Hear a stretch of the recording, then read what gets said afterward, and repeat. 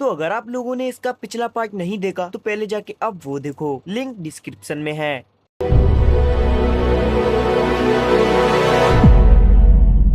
तो हम मॉर्निंग का सीन देखते हैं जहाँ कैलन अभी भी सो रही थी और उसके घर में न्यूज चल रही थी और वहाँ बता रहे थे ब्लैक नाइट को आए हुए 2 हफ्ते हो गए हैं, लेकिन अभी भी उनकी असली पहचान किसी को पता नहीं है। और तभी कैलन की जो मेड होती है वो कुछ गिरा देती है, जिसकी आवाज से कैलन की नींद खुल जाती है और वो अपनी मेड को डांटने लगती है और डांट खाने के बाद उसकी मेड खुश हो जाती है। फिर हम अगले सीन में देखते हैं जहाँ ब्लैक नाइट एक फैक्ट्री पर हमला कर देते हैं और तभी स्कूल में कैलन चिल्लाती है ब्लैक नाइट, और सारे लोग उसे ऐसे देखकर हंसने लगते हैं। फिर हम अगले सीन में देखते हैं जहाँ रिवल्स कैलन से कहता है तुम थकी हुई लग रही हो, तुम स्कूल में सो क्यों नहीं जाती, लिल्यूस से सीखो, वो तो हमेशा स्कूल में सोता ही रहता है, पता नहीं वो घर पे ऐसा क्या करता है जो उसको इतनी नींद आती है। फिर हम अगले सीन में कॉर्नेलिया को देखते हैं जो कि यूफी से कह रही थी मुझे एरिया 11 को सुरक्षित करना है और सारी आतंकवादी संस्थाओं को पकड़ना है, लेकिन सुनने को मिला है मार्केट में एक नया ड्रग आया है जो कि जापान के बीच में बहुत चल रहा है और इस ड्रग का नाम रीफ्रेन है। और हाँ, मैं आपको एक बात बता दूं, हम ड्रग को रीफ्रेन कहेंगे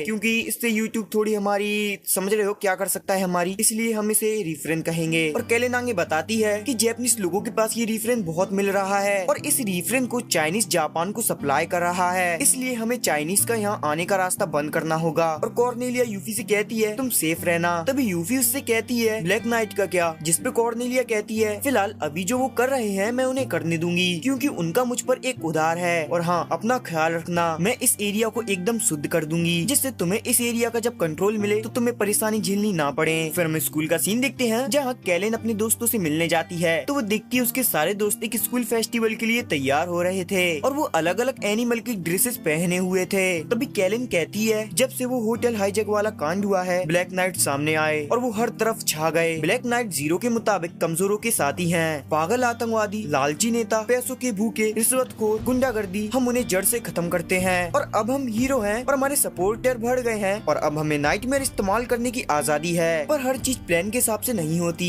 पर हमारे लीडर क्लोविस को जीरो ने मार दिया था, हम सभी उसका असली चेहरा देखना चाहते हैं और वो मुझे भी देखना है, लेकिन मुझे लगता है कि अगर हमने उस पर जोर दिया तो शायद वो हमसे परेशान हो जाएगा, हम उसके बिना कुछ भी नहीं है। फिर अगले सीन में हम रिवल्स को देखते हैं जो कि लिल्यूस से कहता है क्या तुम मेरे साथ घूमने नहीं जाओगे, हम बहुत दिनों से साथ में कहीं गए नहीं है। फिर हम अगले सीन में जापान लिबरेशन टीम को देखते हैं जहाँ वो बात कर रहे थे जनता यूफी को बचाने वालों को सपोर्ट कर रही है, यहाँ तक कि वो अपना गुरिन एम के ब्लैक नाइट को देने की बात कर रहे हैं। ब्लैक नाइट एक पागल ग्रुप है, कोई भी उन्हें बुरा नहीं मानता, कुसाकाबे की मौत इस सब का सबूत है। तभी एक बंदा बोलता है लेकिन कुसाकाबे ने तो सुसाइड की थी ना, तभी उनका लीडर उनसे बोलता है ये सब पागलों वाली बात है, ये अफवाह है। फिर हम कैलन के घर का सीन दिखते हैं जहाँ उससे मिलने प्रेसिडेंट आती है तो उसकी मेड उससे कहती है कि मैं इन्हें कहाँ ले जाऊँ, तो कैलन बहुत ही रूड तरीके से बोलती है कि इन्हें मेरे कमरे में ले जाओ। और तभी वहाँ कैलन की मदर आती है और कहती है मैंने सोचा तुमसे कोई लड़का मिलने आया होगा और तुम आज स्कूल क्यों नहीं गई, तुम्हारे पापा यहाँ नहीं है, इसका मतलब ये नहीं कि तुम यहाँ अपनी मर्जी चलाओगी। तभी कैलन अपनी मॉम से कहती है मैं नहीं, आप पापा के यहाँ ना होने पर पूरे मजे ले रही हो। और तभी वो मेड एक पॉट को गिरा देती है जिससे वो टूट जाता है और कैलन की मॉम और वो उसको बहुत ही सुनाने लगते हैं। फिर हम अगले सीन में प्रेसिडेंट को देखते हैं जो कि कैलन से कह रही थी कि लगता है तुम्हारी फैमिली से तुम्हारी नहीं बनती, और तभी प्रेसिडेंट कैलन को उसके जूनियर से हाई तक के ग्रेड देती है और कहती है ये मेरे दादाजी ने भेजा है तुम्हारे लिए। तभी कैलन उससे कहती है तो सबको पता चल गया कि मैं आधी ब्रिटेनिया हूँ। और तभी कैलन प्रेसिडेंट को बताती है जिससे तुम अभी मिली वो मेरी सौतेली माँ है, मेरी असली माँ वो है जो नौकरों की तरह काम कर रही है, मेरी माँ पागल है, वो चुप रहती है और दूसरों से सुनती रहती है, वो कमजोर है और सब उन पर हुक्म चलाते हैं, और मेरी माँ भी सुनती है और कुछ नहीं बोलती, इसलिए उन्हें घर में रखने का कोई मतलब नहीं बनता, उनके साथ बहुत ही बुरा हो रहा है। तभी प्रेसिडेंट कहती है एक धर्मपत्नी, एक सौतेली माँ और एक बेटी तीनों एक ही जगह रह रहे हैं, अगर तुम दोनों के साथ अच्छे से रहो तो दोनों को संभाल सकती हो।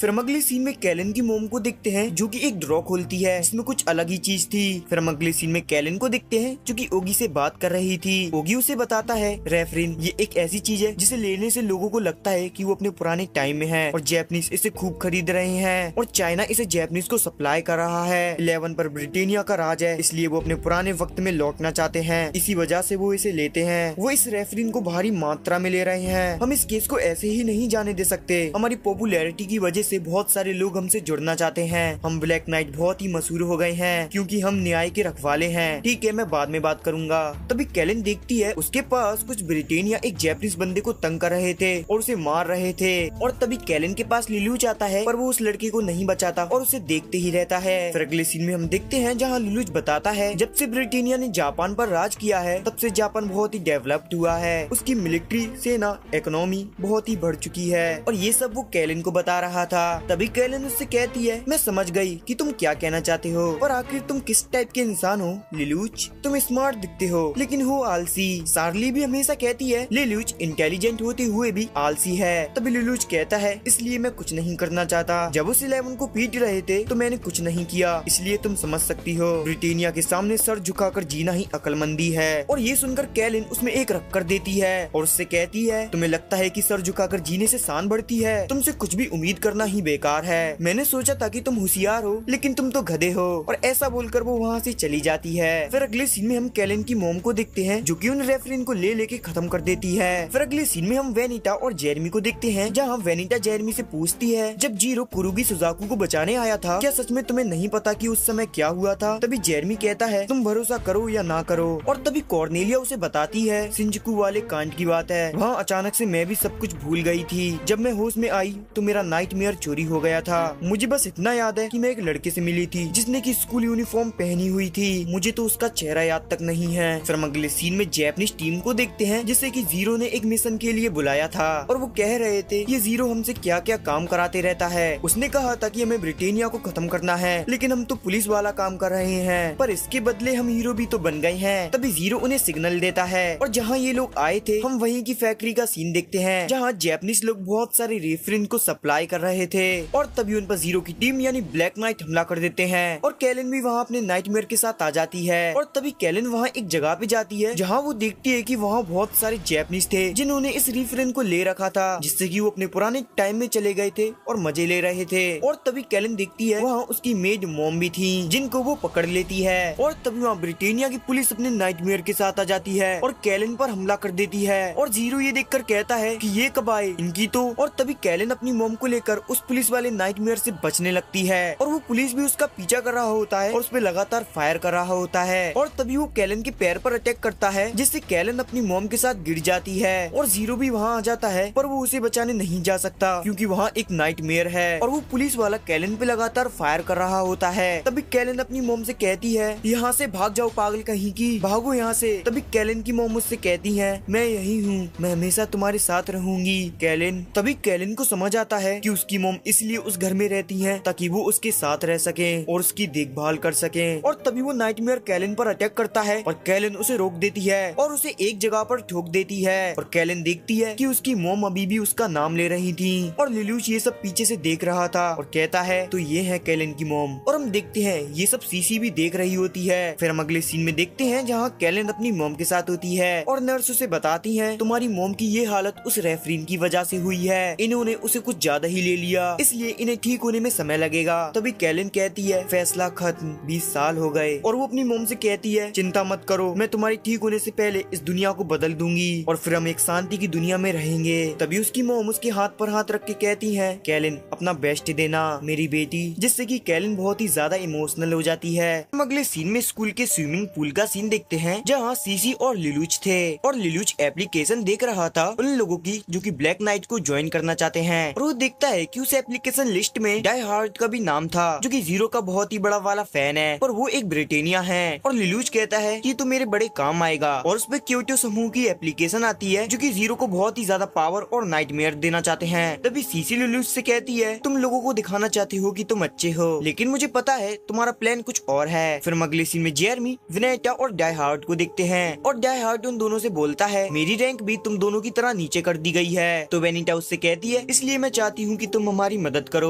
और जेरमी कहता है हमें जीरो के सुराग मिले हैं। तो वेनिटा बताती है S for the private academy, मैं चाहती हूँ कि तुम वहाँ के स्टूडेंट की पड़ताल करो। मुझे लगता है कि जीरो का साथ देने वाला वहाँ कोई ना कोई तो है। पर तभी जेरमी कहता है हम इस काम को बाद में करेंगे, हमें एक मिशन पर नरीटा माउंटेन भेजा जा रहा है। पर तभी डाई हार्ड बोलता है नरीटा, अफवाहों के हिसाब से ये वही जगह है जहाँ जैपनीज लिबरेशन फ्रंट का मेन बेस है तो जेरेमी उससे कहता है तो तुम्हें पता है। फिर हम अगले सीन में ब्लैक नाइट टीम को देखते हैं जो कि बहुत ही ज्यादा खुश थे क्योंकि क्योटो ने उन्हें अपने नाइटमेयर दे दिए थे और उन्होंने उन्हें अपना सबसे बेस्ट नाइटमेयर दिया था जिसका नाम गुरिन MK था। और जैपनीज टीम कह रही थी आखिरकार क्योटो ब्लैक नाइट का साथ दे ही रहा है। तभी कैलन के पास जीरो आता है और उससे कहता है सारे लोग बहुत ही ज्यादा एक्साइटेड है, क्योटो ने काफी बदले की राह देखने वालों को एक साथ लाया है। तो कैलन उससे कहती है और आखिरकार हम भी उनमें से एक बन गए जिन्हें वो सपोर्ट करते हैं। और तभी जीरो कैलन को गुरिन नाइटमेयर की देता है और उससे कहता है तुम ही हो यहाँ सबसे टैलेंटेड, मुझे पता है तुम ही इसको संभाल सकती हो, तो गुरिन तुम्हारा हुआ। और तभी वहाँ ओगी आता है और कहता है एक ब्रिटेनिया से अजीब जानकारी हासिल हुई है जो हमारा साथ देना चाहता है जिसका की नाम डाई हार्ड है, पर ये हमें फंसाने के लिए एक जाल भी तो हो सकता है, मुझे थोड़ा और पता लगाना है। तो जीरो हमें क्या करना चाहिए? तभी जीरो उनसे कहता है इस हफ्ते घूमने चले नरीटा माउंटेन पर। फिर अगले सीन में हम ननाली को देखते हैं जो कि अपनी मेड से कहती है कि लिलुच अभी 3 दिन तक घर नहीं आएंगे, वो अभी छुट्टी पर हैं। फिर अगले सीन में हम जापान लिबरेशन फ्रंट का बेस का सीन देखते हैं जहाँ उनके 2 सोल्जर पहरा दे रहे थे। तभी वहाँ जीरो आता है और उन पर अपनी गैस का इस्तेमाल करता है और उनसे कहता है हम यहाँ कुछ भी करें किसी को कुछ मत बताना।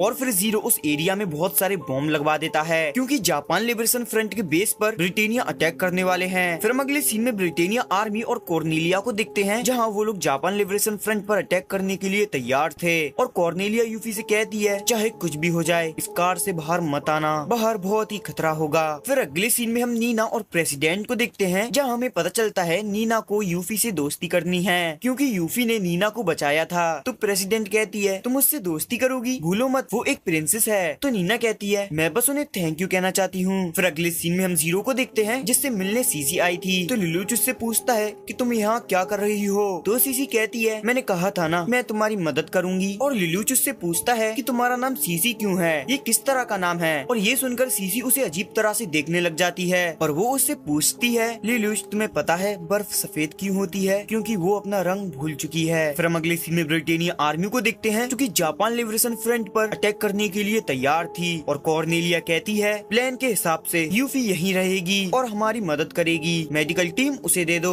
फिर अगले सीन में हम यूफी को देखते हैं जो कि मैप में देखकर आर्मी ऑफिसर से बोलती है कि हमारी आर्मी के पीछे ये जो नाइटमेयर है ये किसका है? तो वो आर्मी ऑफिसर कहते हैं हाँ ये लांसलोथ है जो कि एक सुजाकू नाम का बंदा चलाता है। फिर अगले सीन में हम जीरो को देखते हैं जिसने की सारे बॉम्ब अच्छी तरीके से लगवा दिए थे। तो ओगी उससे पूछता है कि क्या ये करना ठीक है? तो जीरो कहता है हमारी दुश्मन कॉर्नेलिया है, उसको ब्रिटेनिया आर्मी की असली ताकत माना जाता है। और वो ओगी से कहता है क्या तुम्हें मुझ पर भरोसा है? तो ओगी कहता है क्या कहा? वो मैं ही था जिसने तुम्हें हमारा लीडर बनने को कहा था। तो जीरो कहता है तो बस तुम मेरी बात मानो। फिर हम अगले सीन में कॉर्नेलिया को देखते हैं जो कि जापान लिबरेशन फ्रंट के बेस पर अटैक कर देती है और अपने नाइटमेयर को लॉन्च कर देती है और पूरी ब्रिटेनिया आर्मी भी अपने नाइटमेयर के साथ आ जाती है। उसके बाद जापान लिबरेशन फ्रंट को पता चलता है कि उन पर अटैक हो चुका है। और फिर हम जीरो को देखते हैं जहाँ ब्लैक नाइट का एक बंदा कहता है जीरो मजाक मत करो, हमें चारों तरफ से घेर लिया गया है, बचने का कोई रास्ता नहीं है, अब हम यहाँ से कैसे निकले? तो जीरो कहता है अगर हमें जीना है तो हमें लड़ना होगा। तो ब्लैक नाइट के बंदे कहते हैं ब्रिटेनिया के खिलाफ हमें लड़ना होगा, हमारी दुश्मन कॉर्नेलिया है वो सबसे खतरनाक है। और एक बंदा जीरो पर गुस्सा होने लगता है। तभी जीरो अपनी गन निकालकर उसके पास फायर करता है और कहता है पीछे हटने का कोई रास्ता नहीं है, जिस किसी को भी लगता है कि वो मेरी मदद के बिना इस जंग को जीत सकता है वो मुझे यही मार दे। और ये सुनकर वो सारे बंदे शॉक हो जाते हैं। और जीरो उन सबसे कहता है ब्लैक नाइट को ज्वाइन करने के बाद तुम्हारे पास सिर्फ 2 रास्ते बचे थे, मेरे साथ जियो या मेरे साथ मरो। फिर हम जापान लिबरेशन टीम का सीन देखते हैं जहां उन्हें पता चलता है कि कॉर्नेलिया ने उन्हें पूरी तरह से घेर लिया है और उन्होंने उनके कुछ सोल्जर भी पकड़ लिए हैं। फिर हम देखते हैं जापान लिबरेशन फ्रंट का जो लीडर होता है वो अपने बेस पे नहीं होता, वो तो कहीं और ही आया था।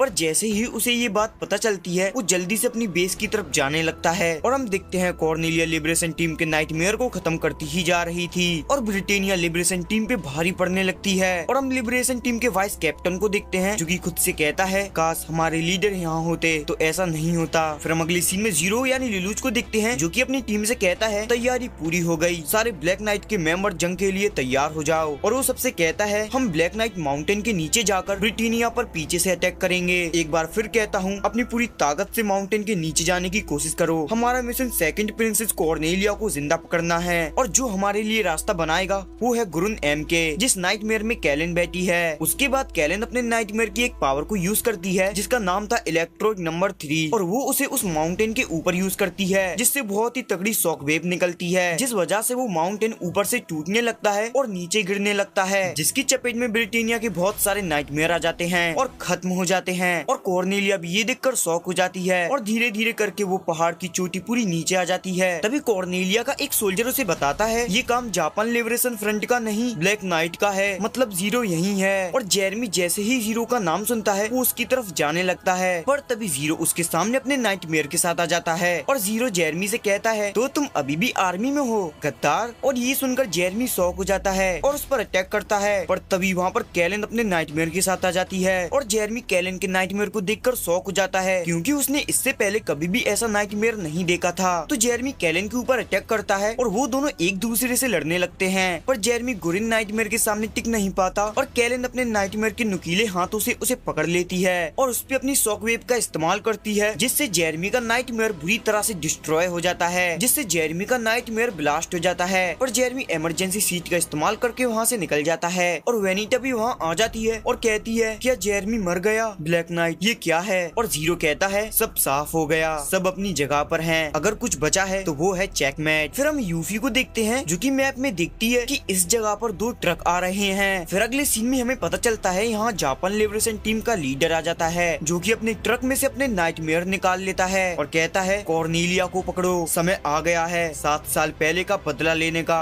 और लिबरेशन टीम का लीडर कॉर्नेलिया की आर्मी पर अटैक कर देता है, जो देखकर कॉर्नेलिया भी शॉक हो जाती है और गिलफोर्ड कॉर्नेलिया को वहाँ से जाने को कहता है, तो कॉर्नेलिया भी उसकी बात मानती है और वहाँ से चली जाती है। और हम अगले सीन में देखते हैं जहाँ ब्रिटेनिया आर्मी अभी भी जीरो के पीछे पड़ी थी और उस पे फायर कर रही थी। तो जीरो कहता है अगर ऐसा ही चलता रहा तो हमें उनके बाकी के सैनिकों से भी लड़ना पड़ेगा। तभी ब्लैक नाइट का एक मेंबर उसे बताता है जीरो कॉर्नेलिया पर हमला हुआ है, लगता है वो जापान लिबरेशन फ्रंट का लीडर है। फिर हम अगले सीन में देखते हैं जहाँ लीडर टोडो अपने बेस में कॉल करता है और अपने आर्मी ऑफिसर से कहता है देरी के लिए माफी चाहता हूँ, पर मैं चाहता हूँ कि आप अपने फोर्सेस को मेरी तरफ भेजें, हम अभी भी जीत सकते हैं। और हम देखते हैं टोडो गिलफोर्ड से लड़ रहा था। फिर हम अगले सीन में यूफी को देखते हैं जिससे सुजाकू कॉल कर लांसलोट की परमिशन मांगता है, तो यूफी उसे लांसलोट को लॉन्च करने की परमिशन दे देती है। फिर हम अगले सीन में कॉर्नेलिया को देखते हैं जिसके सामने कैलन आ जाती है और वो दोनों अपने नाइटमेयर के साथ एक दूसरे से लड़ने लगते हैं और वहाँ जीरो भी आ जाता है और यहाँ कॉर्नेलिया बुरी तरीके से हार रही थी और कैलन उसके नाइटमेयर को तोड़ने लगती है, जिसके बाद जीरो कॉर्नेलिया से कहता है तुम हार क्यों नहीं मान लेती, तुम हारने वाली हो कॉर्नेलिया। और तभी सुजाकू वहाँ अपने लांसलोट के साथ जाता है और कैलन से लड़ने लगता है और ये मौका देखकर कॉर्नेलिया जीरो से लड़ने चली जाती है और सुजाकू को कैलन से लड़ने के बाद पता चलता है कि कैलन का नाइटमेयर लांसलोट के बराबर का है, वो दोनों एक ही लेवल पर हैं और कैलन सुजाकू से लड़ते लड़ते उसके लांसलोट के कुछ पार्ट को तोड़ भी देती है, पर वो उससे लड़ते लड़ते पहाड़ से नीचे गिर जाती है जिससे उसका एक हाथ डैमेज हो जाता है। तभी उसके पास ओगी आता है और जीरो से कहता है कैलन के राइट हैंड में थोड़ी परेशानी हो गई है, हमें इसे पहले ठीक करना होगा। तो जीरो ने पीछे हटने का ऑर्डर देता है। फिर हम अगले सीन में देखते हैं जहाँ सुजाकू जीरो के पीछे पड़ जाता है और अपने लांसलोट से जीरो का नाइटमेयर तोड़ देता है, जिससे जीरो को अपने नाइटमेयर से बाहर आना पड़ता है और वो देखता है कि सुजाकू उसके सामने होता है और सुजाकू अपने मन में कहता है जीरो जो तुम करना चाहते हो वो सही है, लेकिन जिस तरीके से तुम ये काम करते हो